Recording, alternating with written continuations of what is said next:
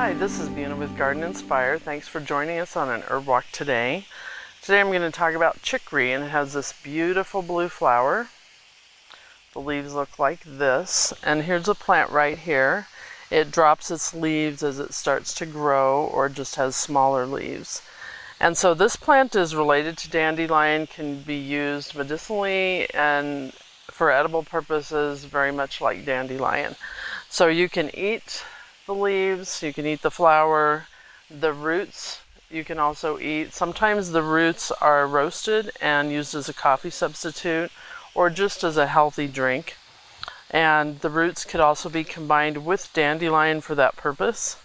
And it's got this gorgeous flower, but it is kind of weedy looking, and so it's just because it's widespread, it's considered a weed also. So whole plant is edible. Just be careful where you're collecting with all plants, especially things that are considered a weed, because the area could have been sprayed with herbicide, especially if it's near a trail or a road. So again, this is chicory. Wonderful, useful plant. And thank you for joining us on Garden Inspire for an herb walk. If you like this, give us a thumbs up and click subscribe below. Thank you.